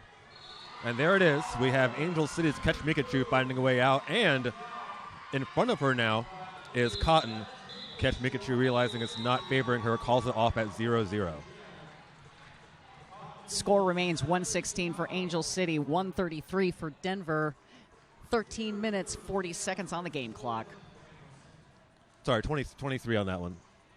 23 minutes left in this half. I was like, it didn't go that fast, did it? It has been a pretty fast-paced game so far, though. Satan's Little Helper against Scald Eagle. Battle of aces right now. Satan's Little Helper squeezing around the back wall that Angel City had set up and coming up to the Denver braced wall, and now Denver trying to squeeze through. Satan's Little Helper Pegasusing herself across Braun Swanson's back to get out and get lead for Angel City. Scald Eagle also making it out of the pack on her initial pass. Satan's Little Helper. Akers trying to sweep in and sweep her to the infield, but Satan's Little Helper got just low enough to avoid that hit. That's a quick 4 points for Angel City. They're now up to 120. Denver scoreless in that jam. They hold steady at 133. Largest lead of the game so far was for Denver at looks like 103-70 with about 5.5 left in the first half. They did take the lead momentarily again in the last jam of the first half, but now are trying to fight their way back in after those 2 jammer penalties early in this one. 22 minutes left in this game. We have Darby Dagger versus Guypen. Guypen trying to squeeze through on the outside. Darby Dagger just moving back and forth, just trying to find any daylight at all. Now she's trying to go under Denver's braced tripod. Oh, Guypen's almost through until she meets the back of Soledad. Now Rachel Rotten goes to work on her. Davidson at the front of the pack bracing this Denver wall. This collapsed right there, but they're going to reform it. Guypen almost out, makes a twirl, but steps out of bounds, has to come all the way back. Much heavier defense in the second half than we saw in the first on both sides. As one would expect, all things considered. Mm-hmm. Once again, we're going to go a full minute with no lead jammer. Darby Dagger on her way to the penalty box for a back block. That's the 6th jammer penalty that Angel City has accrued in this game. And it's Darby Dagger's 4th penalty, so that could also be a danger moving forward for Angel City. Angel City turning their defense up to 10. Guypen going around the far side, getting momentarily stopped by Soledad, but she finally makes it out, and she does get lead for Denver. Only 40 seconds left on the jam clock as she gets that lead jam status. Now a chance for Denver to extend their currently 13-point lead. Darby Dagger standing in the penalty box. Guypen gets knocked to the infield. Notices the time's like, nah, I'll just call it. Jammers not feeling that jam on either side. Well, they're feeling it. In one sense, they were feeling it very hard. However, Guypen was unable to call the jam before the penalty ended, so that worked out pretty well for Angel City. They lost their jammer, but did not give up any points on that jam. Yeah, scoreless jam for both teams, so the score retains the name of 120 to 133 in favor of Denver with about 20 minutes left in the game. Pivot Blackman for Denver is bracing that 2-wall as Soledad comes in and busts it up. We got Ghetto Fabulez for Angel City and AP Leisure for Denver right now. AP Leisure gets recycled back behind the jammer line. Ghetto Fabulez trying to juke around that tripod. She does it. She gets out and gets lead for Angel City. Star instantly off for AP Leisure, but unable to pop it out of the pack. Now Ghetto Fabulez asking her blockers for a little bit of offense there. Gets a little bit of help. Whistles everywhere. We got a direction of gameplay on Lacey Knight. That is Lacey's 3rd penalty in the game so far. She did foul out of the Victoria game last night. And we have another star pass on the Denver side. That is to number 42, Blackman. Now Denver looks like they're trying to get to the front here. I'm sorry, they're trying to pick one off, I should say. Yeah, trying to get that goat, as the kids used to say. They switched their focus over to Angel City's D. And now both jammers caught up. Akers with a nice take into the infield of Ghetto Fabulez. Runs her all the way back, and she came in too early. A track cut Tracy Akers making that happen right there. 7th power jam opportunity given to Denver. Angel City turning the defense up to 11 again as they try to prevent AP Leisure from getting through, but she is using all of her moves to get around. There's only 2 blockers left on the track. Soledad taking her down on that outside, but... And she cuts as well. I think that she believed that Soledad had stepped out of bounds or was out of play at the time. No such luck. Both jammers to the box in this one, and now Ghetto Fabulez has 5 seconds to do something with it. Let's see what happens. She came at that wall full speed. She was able to pick up 3 points at the very end there. So that was a 9-point jam for a 12-point jam for Angel City. 4 points for Denver, 132 for Angel City, 137 for Denver. A 5-point game, just under 18 minutes left on the game clock. This is as close as Angel has been in this half. Once again, if you're just joining us, Denver number 7 in the world, Angel City number 5, but Denver has been leading for most of this run. And as a reminder, the last time these two teams played, Angel City had a definitive win over Denver, 214-81. So right now it's looking like sweet, sweet revenge for Denver. Shout out to Rydell Skates, proud sponsor of the Big O. Thank you, Rydell Skates.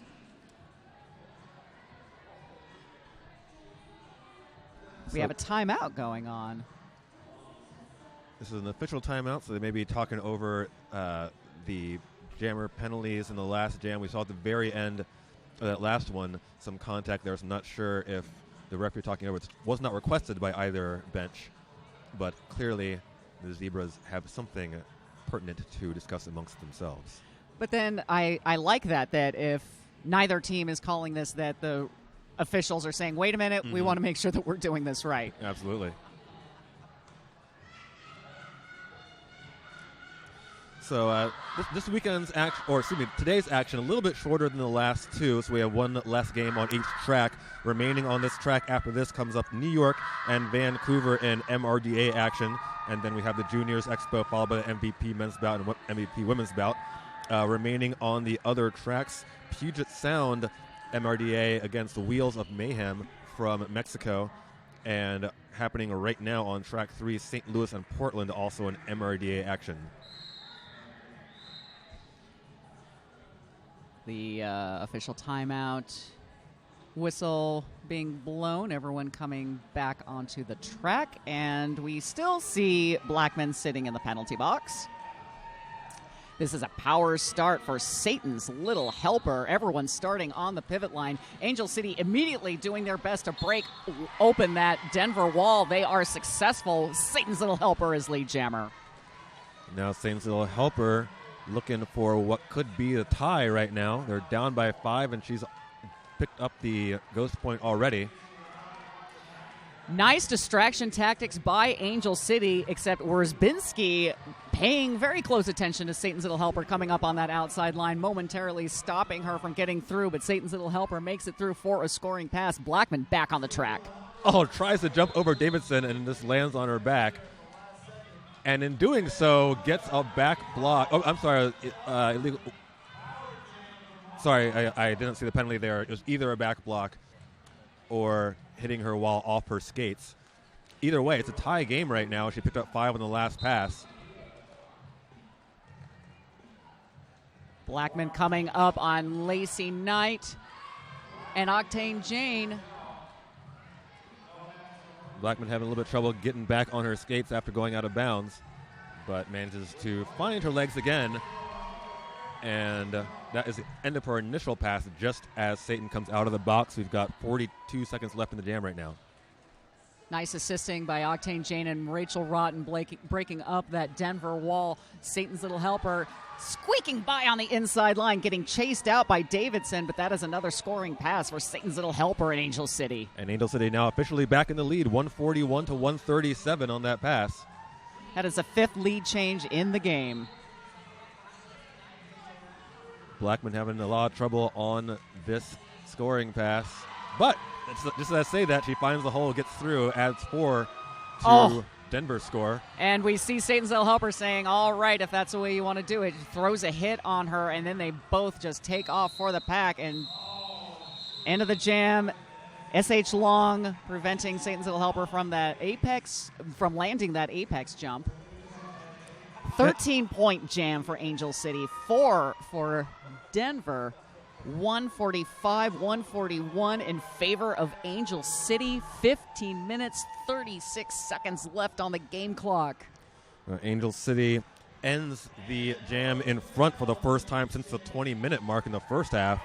So finally, the favored Angel City, of course they are ranked 5th to Denver's 7th, have been trailing for almost the entire run of this game, but now back in front where the calculator insists they should be. We have ourselves an official timeout. Don't know what that's about yet. I'm sure we will find out eventually. Taking a look at our penalty totals right now, Barrett is now up to 5. She's picked up one in this half, so she's in some serious penalty trouble. a bunch with Angel on 4, Jane Wilkins on 4, Darby Dagger on 4, Tui Lion on 4. So all of them will have to be careful in the remaining 15 and a half minutes. If only Denver had an incredibly strong jammer to put out on this power jam. Huh. Scald Eagle going to try and get that lead back. Denver currently down by 4, and she will have a power jam right here. Satan's Little Helper ended up in the box after. And now a team timeout being called by Angel City. Interesting. I thought they were going to review something here. I don't know if they wanted to change up their line or something there, but I think they're just messing with everybody. A little bit of a psych out. And that's, hey, why not? Use what you got. Barrett is out there on the floor again, sitting on 5. The rest of the people on the track, pretty clean. Akers with 2, Garton with 1, Braun Swanson, no penalties so far. Meanwhile, on the Angel City side, everyone on the track for them has significant amount. Lacey with 4, Tui with 4, Soledad with 3, and Low Betancourt with 2. Jammer in the box. Satan has 3 right now.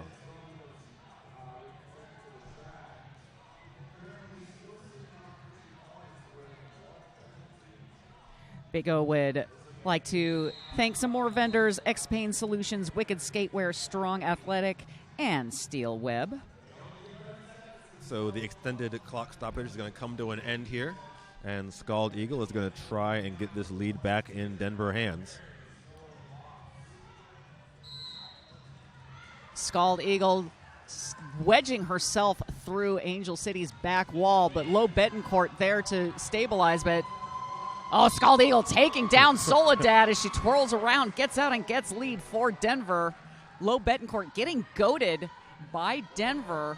Their tripod holding her. Now Angel City just waiting for Scald Eagle to hit that wall. And Scald has picked up the box point on Satan's Little Helper, who is now poised in the penalty box, ready to hop out. Here comes Satan. Here comes Satan. Scald Eagle knocked out of bounds, has to restart again. Scald, just as she thinks she's going to get out, somebody from Angel City recycles back in. Meanwhile, Satan's Little Helper facing the grind there in the middle of the far straightaway.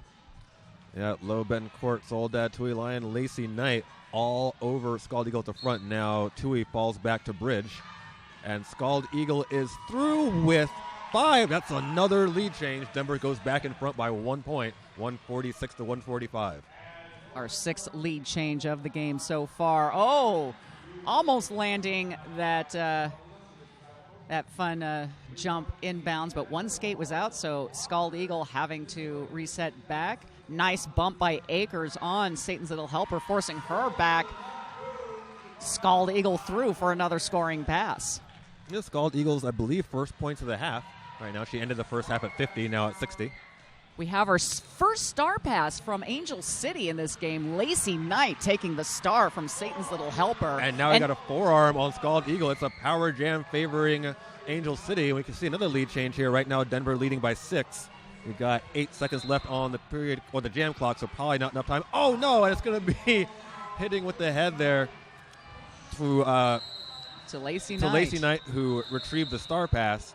So now Angel City, this is not good news for them. They will end up with a blocker turned jammer in the box to start this next jam. Denver hangs on to the lead, 151-149. It's funny because I remember when Lacey Knight, when she skated bank track approximately a million years ago. Well, not a million years ago, but she did start her derby career on the bank track. She was primarily a jammer back then. And when she decided to transfer over to Angel City, she became a blocker / pivot most of the time. But really, especially now with the gained experience that she has gotten, seeing her jam now is really amazing. And so I get so excited when I see her out as the pivot and now with a star pass. Even though she is starting in the penalty box, I can't wait to see what she does when she comes out of the penalty box. It appears here that Scald Eagle will be leaving the penalty box right when this next jam starts. However, we're in another clock stoppage right now. That's right. A timeout has been called. Yes, just under 13 minutes left on the game clock as we sit here. Oh, this is a team timeout. being called by Denver. So the power jam will be short for Denver here, as we'll have a little jammer switch after this timeout concludes.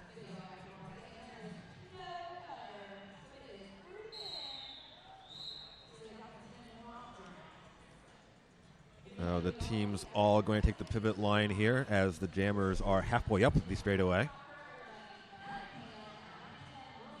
Scald Eagle standing up. She's ready to go. The pack takes off. Scald Eagle back on the track. Angel City trying to run that pack faster. Scald Eagle leaping through. Oh, she lands. Angel City trying to regroup in front of her. They push her to the infield. Lacey Knight out of the box, back on the track. Denver has a tripod waiting for her in turn 3. And it looks like Scald Eagle has already gotten lead, although she has not escaped that initial pass right now. Now trying to fight her way past Rachel Rotten, and once again knocked out of bounds and taken over the front is Lacey Knight, and that's going to force Scald Eagle to call at 0-0. So Lacey Knight forcing the issue right there. Score remains the same, 151-149. Watching the bench staff literally jumping up and Right? down on the Denver side, telling Scald Eagle to call it when they saw Lacey Knight leaving the pack on her initial pass. Like, call it, call it, call it, call it, call it. It's like, it's nice that they're getting their calisthenics in. Yeah, Richie and Dirt over there both getting some hops. Still a 2-point game. Angel City with 149, Denver 151. Just under 12 minutes left on the game clock. We have Catch Mikachu versus Klein. Klein facing Soledad and Jane Wilkins. Oh, and Darby Crash. Oh, Darby Crash getting hit in the face, but no penalty there. Klein is out and lead for Denver. Catch Mikachu trying to find daylight. Big sweep by Tui Lion. Klein only with 4 points so far in this game, so it's a clutch lead at jam status for her right now. Catch Mikachu on the other side has 13 for her team right now, trying to make it, we're trying to get out of the pack at all right now. Braun, Swanson, and Blackman and Akers not making it easy. Blackman falls back to bridge. Tui Lion containing Klein there in the back. Darby Crash, Jane Wilkins helping out. Returning from the box here is Soledad. Soledad coming in, doing what she does best with her wrecking ball technique, sending Klein out. Just under a minute left to play in this jam as Akers puts Catch Mikachu on the ground and goes to the penalty box for her trouble. Akers, that is. Klein finally calling it off as Mikachu makes it out of the pack. It's the third penalty for Akers right now, so about halfway through her docket of penalties. Denver getting 4 more points, so they're now up to 155 to Angel City's 149. Just over 10 minutes left on the game clock. Guypen on the jammer line for Denver. Ghetto Fabulez for Angel City. Denver trying to hang on for what would be only the 4th upset of the weekend so far, or the only 4th WFTDA upset. Meanwhile, lead jammer Ghetto Fabulez.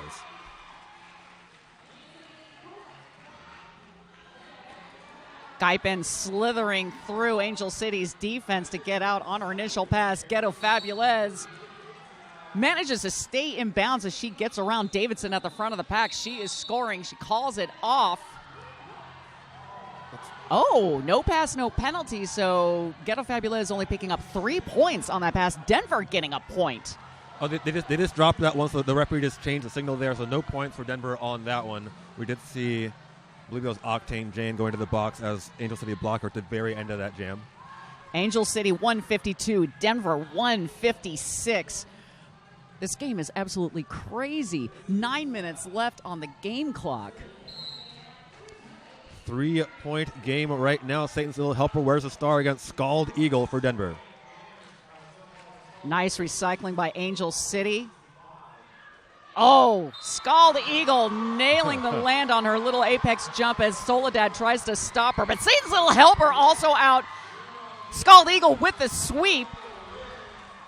Nice little action between the jammers right now. Denver trying to pick their position in the pack right now. It's going to be 2 in the back of White. Scald Eagle goes over the apex, doesn't land it, takes out the world.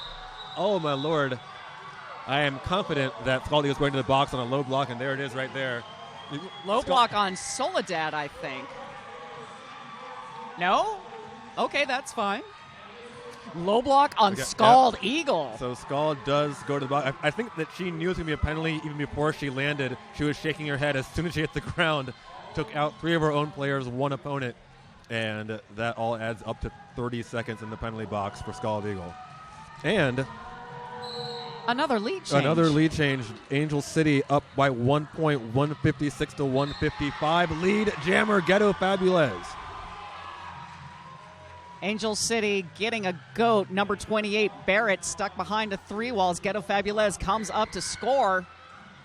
Nice assisting by Lacey Knight, but Angle able to hit Ghetto Fabulez out. She has to reset behind. Denver setting up a tripod and back. Angel City tries to come in and clear the inside, but Denver able to close the hole just in time. Scald Eagle has returned from the penalty box. Low Betancourt and Lacey Knight turned their attentions to her. Davidson with a nice run back, staying in bounds to force Ghetto Fabulez all the way back. Scald Eagle 3 in the front. Ghetto Fabulez sees Scald Eagle coming up. Scald Eagle had removed the star cover, but doesn't matter. Ghetto Fabulez calling it off after scoring 5 points. Angel City 161, Denver 155.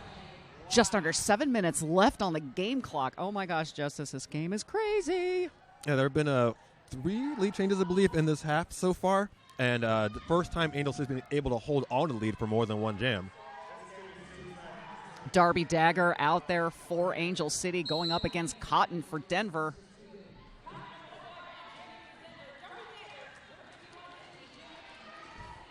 Tight pack. Everyone waterfalling up. Darby Dagger has 2 to beat. She falls down in between Swanson and number 42, Blackman. Rachel Rotten off in the box on a track cut, but other side is lead jammer Darby Dagger for Angel City. Cotton trying to push her way past Soledad, but pushes her way to the floor. Whistle's being blown. Oh! Cotton going to the penalty box. I think that was on that contact with Soledad. Oh, but unfortunately for Angel City, the power jam lasts about a half second as Darby Dagger back blocked her own way to the penalty box. 10 jammer penalties by Angel City so far to Denver's 9. So this will go the full 2 minutes. We've got exactly a minute left in this jam as the jammers return. Cotton with only 13 points so far in this game. Darby Dagger with 17 for Angel City, trying to add to their respective totals right now.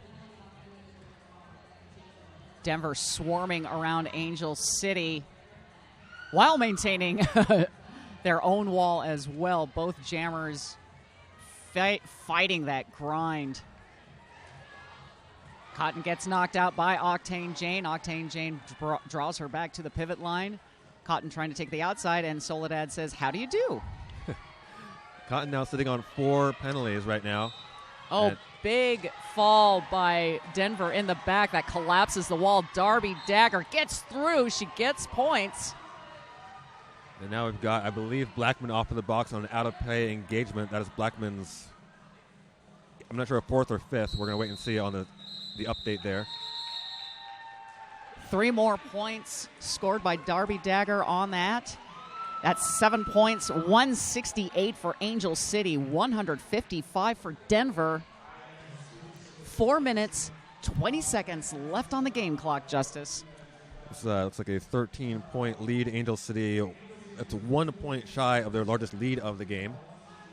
They're trying to make it a little bigger right now. 3-on-3 pack. In the front, we see S.H. Long bracing the Denver 2-wall. Satan's Little Helper and Guypen battling it out with the star. Jane Wilkins, Soledad, part of the wall that is, or the tripod that is holding back Guypen. Guypen trying to sneak through on that inside line. Oh, Lacey Knight is out there as well. Satan's Little Helper almost seeing daylight. S.H. Long just full on putting her body in front of her. Satan's Little Helper barely staying in bounds. She does make it out. She gets lead for Angel City. Guypen trying to build up speed. Lacey Knight hitting her out. Guypen on her way to the penalty box. A power jam opportunity for Angel City. That's a track cut on Guypen. Satan's Little Helper coming around for her first points. Gets through, pops out. Angel City fans going mad over here in turn 2. That's a grand slam for Satan's Little Helper. Each team sitting on 10 jammer penalties so far in the game. Satan's Little Helper not landing the apex jump. 1 foot in, 1 foot out. She has to reset behind. Now Barrett with the initial knockout, couldn't quite get her the second time. And now Blackman runs out of room, lets her go. 10 points in the jam so far for Satan's Little Helper. Angel City with their biggest lead of the game, 178 to 155 with just under 3 minutes left. So Angel City getting something going right when they needed to. We got a track cut. Who's it on? It is on Satan. So it's going to be the power jam advantage flips to Denver right now just when they need it. We have a star pass.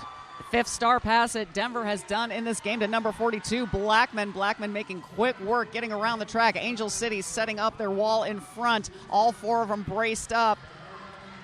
Barrett. Blackman falling down by Soledad and Octane Jane, resetting quickly. Lacey Knight and Jane Wilkins going up to reset. Yeah, Denver playing some very aggressive offense right now, but Angel City is shrugging it off. Blackman unable to penetrate now.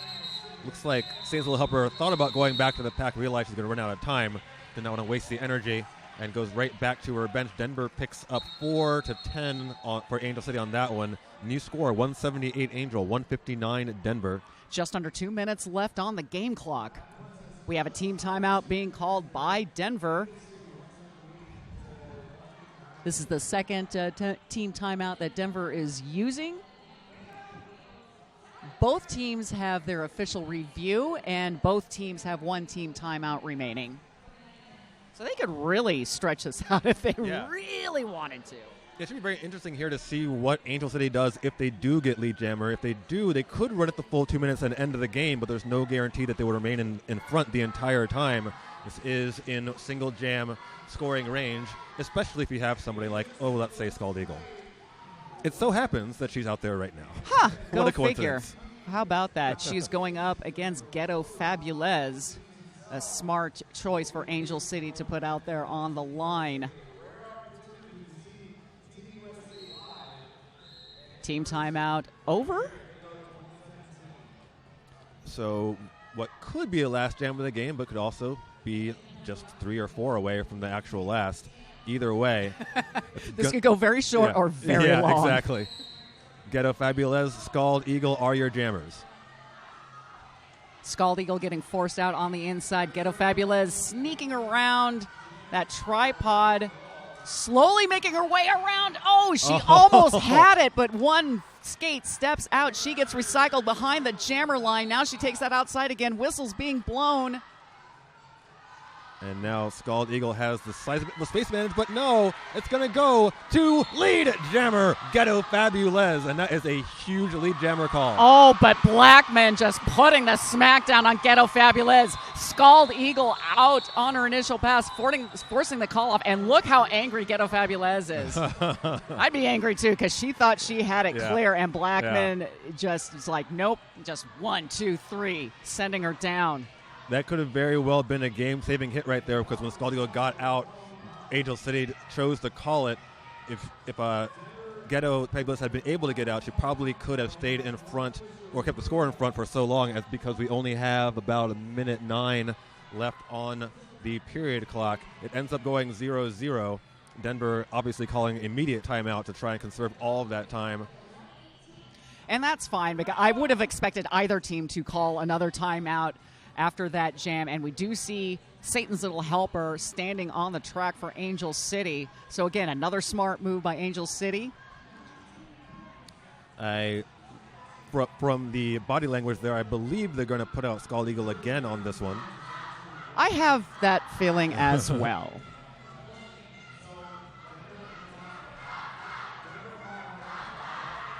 Angel City cheering section in full force right now. I can't hear anything out of my right ear because they are to my right, and all I hear is the pop cheer.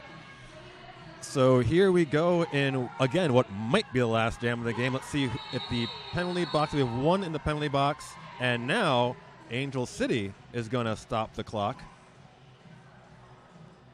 So they're using their last team timeout, I believe. And again, each team retaining their official review. So in what could be the deciding jam, we're going to have as blockers for Angel City, Lacey Knight, Lo Betancourt, Soledad with Tui Lion in the box, with Ghetto Fabulous wearing the star. On the other side, for Denver in the pack, Davidson, Braun Swanson, S.H. Long, and Akers, with Scald Eagle wearing the star.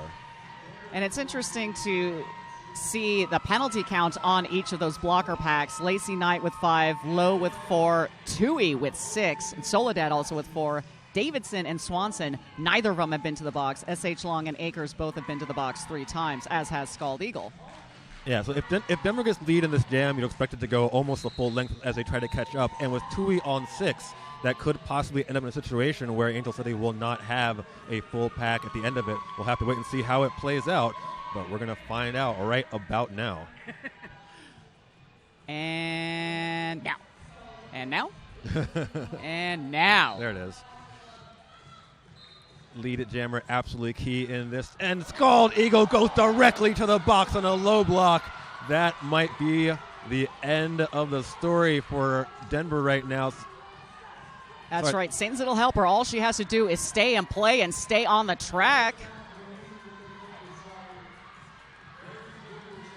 Oh, she manages to stay in bounds. She does get lead for Satan's Little Helper. She does not. She is no lead jammer given to Satan. We are going the full 2 minutes. Denver has a prayer here, but it's a real long shot, and they will have to stop Satan right here. They're stopping Satan right now. Lacey Knight has gone to the penalty box, so that puts defense down for Angel City. Scald Eagle out. She gets around Soledad. She is out on her initial pass. Satan's Little Helper sees her coming. She can't do anything about it. She decides to go on defense. Scald Eagle jukes to the outside, jukes to the end, meets up with Soledad in that brace wall with Tui Lion. Scald came out of the box with 1:20 left in the jam, and she needs all that to make 19 points. There's her first 5. A grand slam for... We have a star pass. I apologize. That was 4 for Scald Eagle, not 5, so that's going to be key. The star pass went to Lacey Knight. Now again, Lacey Knight sitting on 6 penalties. She comes in for a scoring pass. She gets her partially around. Scald Eagle stalled. Lacey Knight threw for a 4-point pass herself. 4-4 for each jammer so far. We have the period clock is down. 17 seconds left in the jam. Scald Eagle through. Lacey Knight has 2 to beat. And it looks like Denver's going to run out of time on this one. We are under 10 seconds left to play in the jam. Scald Eagle not going to have enough time. The Angel City fans counting it down. That is the game. Angel City hanging on. The big scare from Denver. Denver is going to call their official review, but this is what you call a Hail Mary. I don't see how it's going to change the final here, which unofficially 190 to 168. What a game. Number 5, Angel City hanging on in what looked like it's going to be an upset against number 7, Denver. Yeah, that real nail-biter coming down to the end of that game. Again, we do have an official review going on right now. So this is an unofficial final. And I am very curious to see what, because this is Denver calling for the official review. I wonder what they're going to say about this. I think that they're going to argue that Derby games are 65 minutes long. But I don't think that they're going to get that upheld.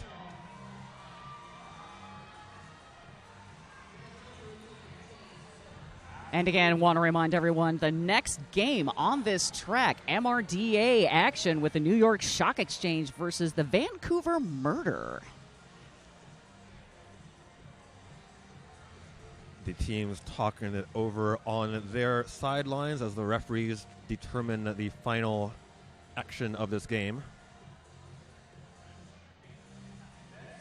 So far, again, Satan's Little Helper, the top scorer for Angel City with 79 points. Lacey Knight picking up 16. Catch Mikachu with 13. Ghetto Fabulez with 58.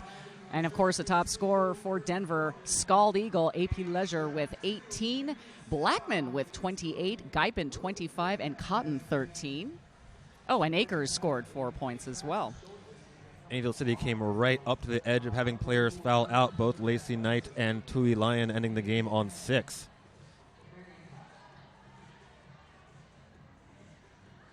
Oh, head referee Lauren Order doing exactly that to the bench coaches. All of the discussing going on. I'm glad to see more pantomiming going on so we can speculate what they could be talking about. So Lauren Order takes it back to the referees, and apparently discussion is still not over. To be fair, at this point, although the outcome almost certainly not in doubt here, every point here, especially because Denver and Angel are so closely ranked, will matter. So right now, Denver's official review is primarily for that rankings calculator, I think, right now, trying to get as many points as they can out of this game or possibly take away some from Angel City.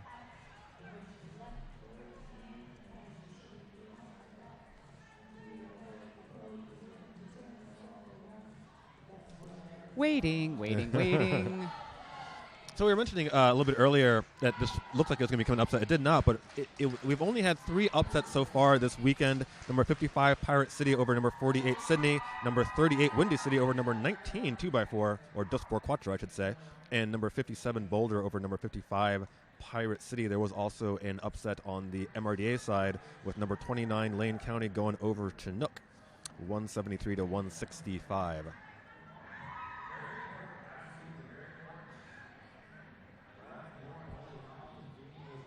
Whatever was being discussed amongst the officials, the head ref is now taking back to the teams.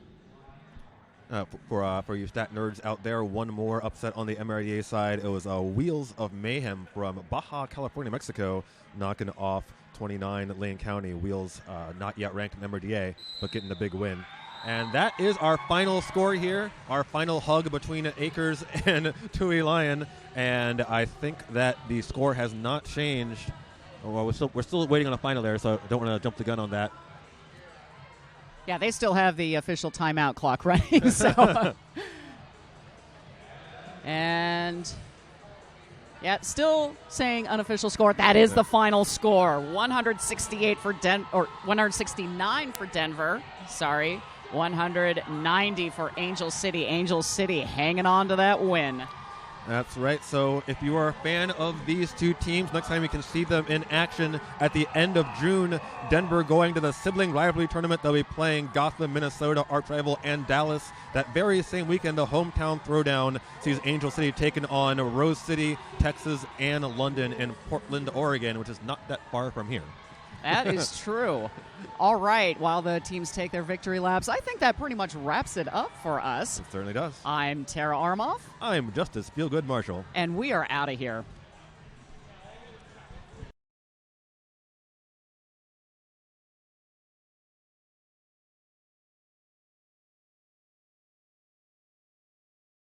Everyone knows bruised skate nooses are fantastic for carrying, storing, and showing off your skates.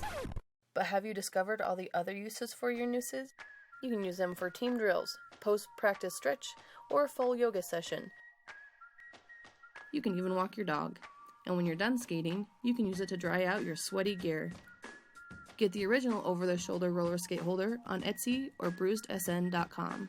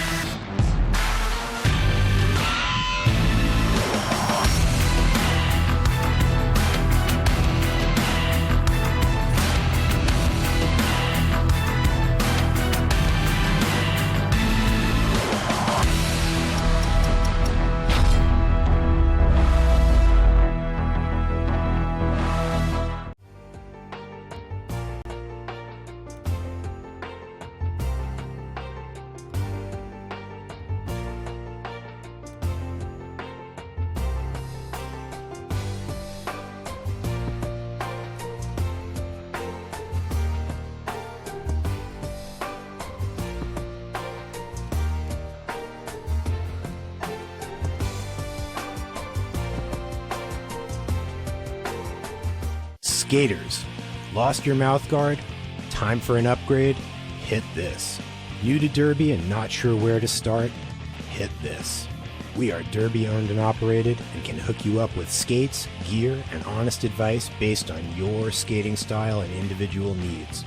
Visit our store in Salem, Oregon, or online at hitthisderbygear.com. Whether you're a new or veteran skater, Before you hit the track, hit this.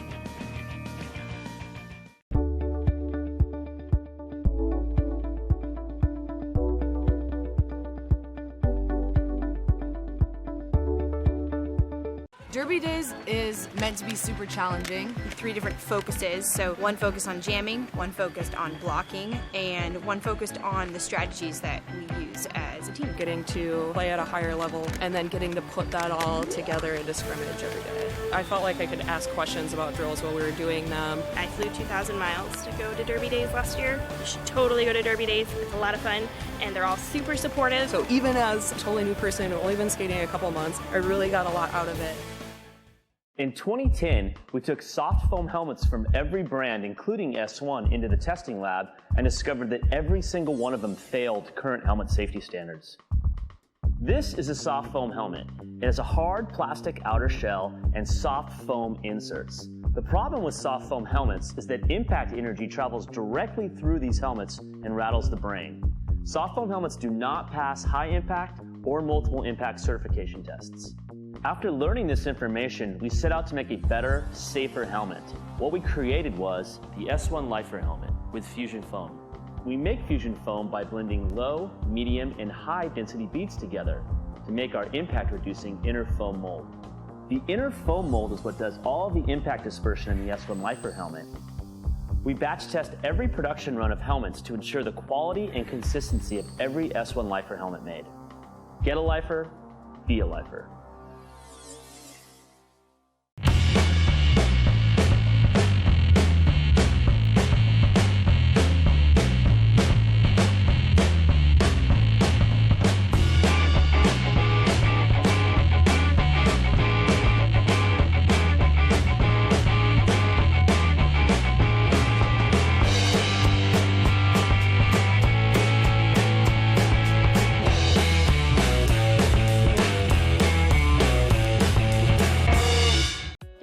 By the time I'm 14, I'm twice as likely to drop out of sports as a boy my age. Playing roller derby has helped me overcome anxiety, Helped me to be more outgoing at school, get more self-confident, And feel good about myself.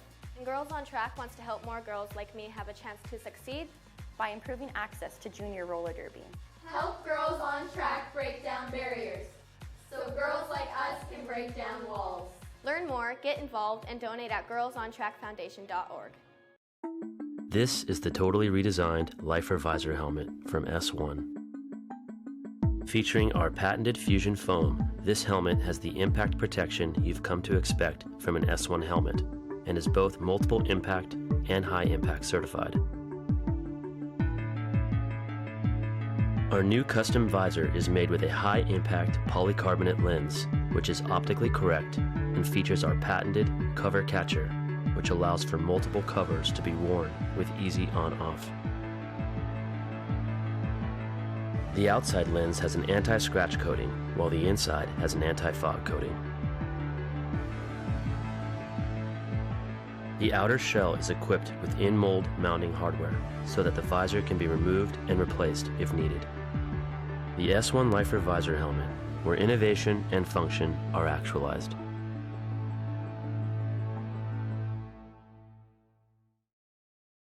Sometimes your feet slide around in your skates. They can be packed out from years of love, or maybe they just never fit right from the beginning. Either way, it can adversely affect your agility, edgework, and toe-stop skills. Don't let foot slippage mess with your game. Check out Bruce skate straps. They wrap around your boot and plate to keep your feet snug so you can be better. They are lightweight, easy to strap on, and they look pretty good too. Skate straps are available in tons of colors and patterns. Check them out on Etsy or bruisedsn.com.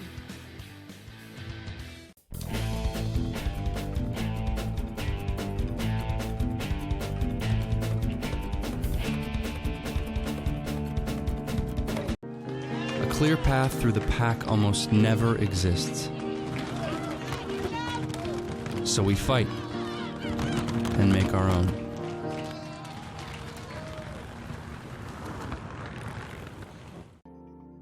The Halo features an incredibly innovative hub. The edges of the hub are oversized. This means less urethane on the edge, so compact plows and precise edge work are much easier. The middle of the hub has a drop center for more urethane, which provides grip. You aren't going to find this combination of easy access to edging and grip in any other wheel. At first, you thought it was all about the bout fit and the attitude, but then you got hooked, and now you love this thing and you can't get enough. But you know what it feels like to struggle with a skill or not get rostered or have your lungs explode in your chest in that goddamn labs test, and you can't wait to finally start kicking some ass out there like you know you can? Let's start with a free workout program. Build your fitness minimum skills to help make everything on skates feel easier.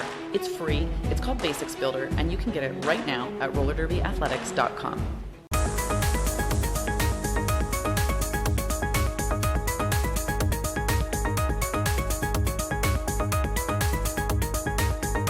My name is Cassie Back. I'm Ghetto Fabulous. Hi, I'm Lady Trample. I'm Miracle Whips. My name is Scald Eagle. I'm Bloody Mary. I'm Stephanie Mania. I'm Baller Shot Collar. My name's Satan's Little Helper. The S1 knee pads are the best quality knee pad I've ever been in. It's nice to feel really secure in a pad. I don't have to worry when I fall. It's like falling on a cloud of pillows. They're just a seamless part of my body. They're better than anything I've ever worn. They don't slip. They're super hard wearing. The first knee pad that I not only feel safe in, but I like the aesthetics of. And normally I find that you have to sacrifice one for the other. The S1 knee pads are my favorite knee pads that I've ever owned. I haven't ever experienced anything like it. I now have more room for my crossovers. It's a game changer for me. I gotta say, they're hands down my favorite knee pads I've worn thus far. My name is Satan, an S1. S1. S1. S1. S1. S1. S1. S1. S1 is part of my uniform.